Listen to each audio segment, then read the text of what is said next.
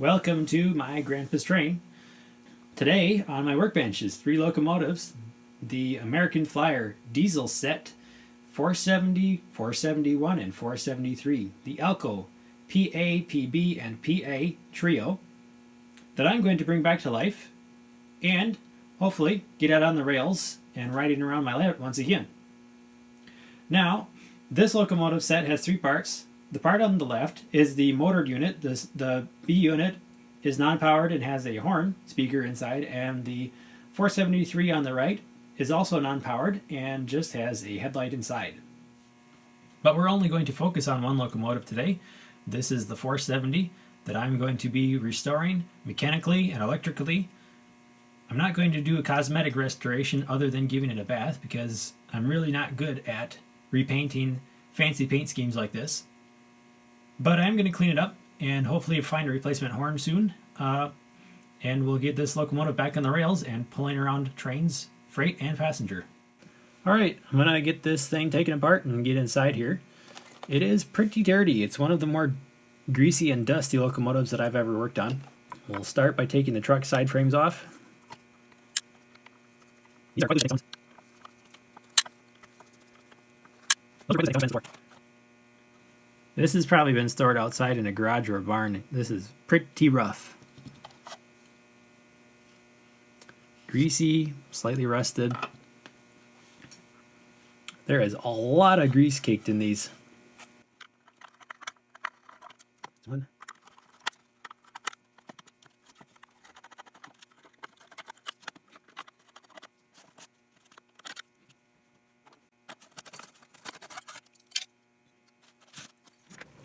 Alright, here's our twin-powered ALCO PA out of the shell, and we're going to get this thing cleaned up. Ooh, there's bugs in it. Yeah, this has definitely been stored outside. There's some remnants of bugs here and here. Okay, I'm going to start cleaning on stuff, and I'll give you an update when there's progress. It may be a little hard to tell, but just look at this before shot of the motor. It is covered in a layer of dirt, dust, and thick grease, and bugs. Here's the other motor that I got out, just to show you what it looked like before.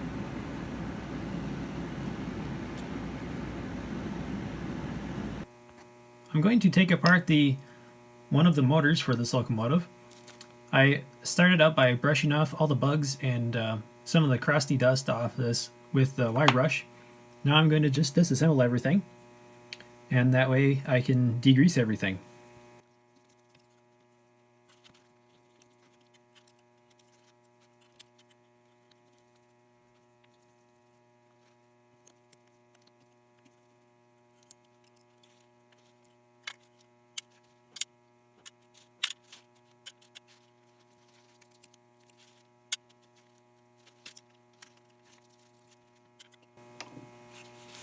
Check that out, there's even more bug guts in this thing that I haven't brushed off yet.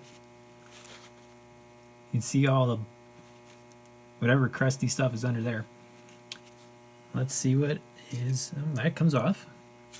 By the way, when you're working on these motors, I generally recommend not adjusting these 2 field screws until the very last thing, only if necessary. So just leave those alone, because if they're set correctly from the factory, they should not need to be adjusted. There's a lot of grease on that side, bug guts, some rust, corrosion. Still, I think this will clean up, and we'll still be able to make it operate. And these axles actually are not locked up, which is nice. These turn pretty freely. So this is going to get degreased, as is usual for me, and we'll come back when it is ready to put back together. Alright, motor number 1 is put back together, and it is a whole lot cleaner than it was before.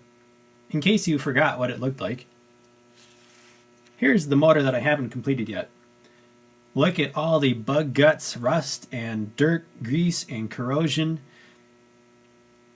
I took my time on this motor because I wanted to make it run as good as I possibly could. I'm still not quite done with it. I have to fix these field coil wires always break off. And then the same will be done on motor number 2. So we'll take a look at both motors when they are complete. Alright, so the completed motor is back here. and I'm working on putting together the front one. One thing I'm trying on both of these traction tires, they're quite old and dried out. There's a product for automobiles called AT205, and it's like a rubber rejuvenator polymer material that's liquid. And I had some leftover from when I was using it on my car, and I thought, hey, maybe that would work to revive these old traction tires on these locomotive motors. So I coated each rubber tire with this AT205, and I'll let it cure and see if it makes the rubber a little bit grippier. We shall see. So this motor, or this truck frame, has been through 2 degreasings, and then I also ran it through my ultrasonic cleaner.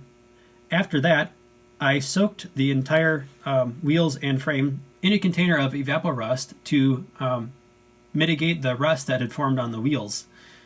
It also shined up the zinc very nicely. Now I still had to mechanically remove the remnants of the rust with my wire wheel, but it really sped up the process nicely. I let it soak for about 24 hours.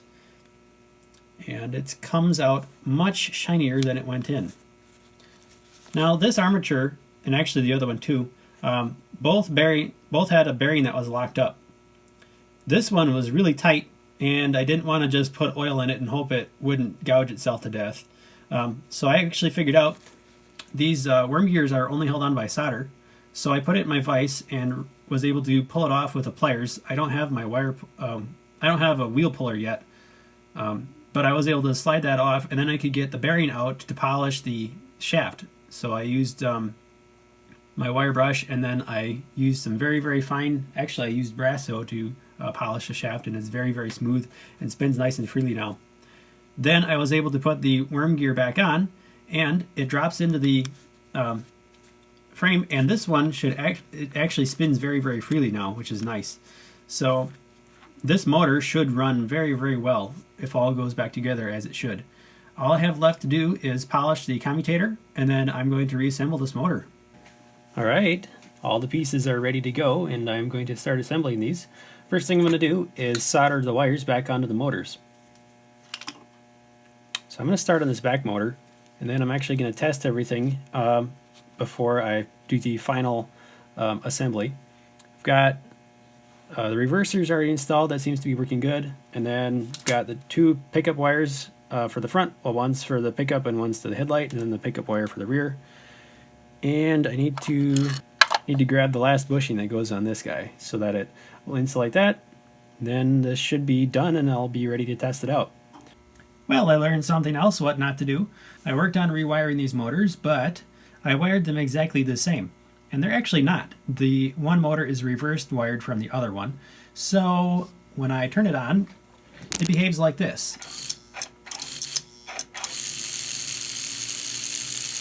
You can see both motors are going opposite directions. So one of these is going to be reversed. It'll probably be this one because that one is the one that I have had a little more trouble wiring.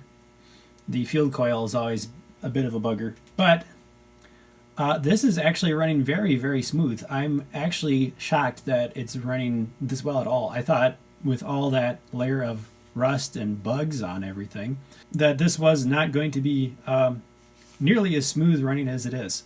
So I'm looking forward to getting this onto the layout and testing it. I just have to put the last C-clip on the rear motor and then flip around the wiring on the front motor here, and we should be all set. Well, our locomotive is put back together and on the rails, and we are ready to test it out. Mechanically, this works very well. The reverser works fine. I went through and serviced that. Both motors have been serviced and thoroughly degreased and cleaned, and they run very smooth. I potentially may have an issue with one of the motors where one of the worm gears is quite worn down and looks kind of sharp. I'll see if I can order a replacement for that to allow this to not chew up the gears. But for now, I slathered it full of grease so that it'll keep that working as well as I can.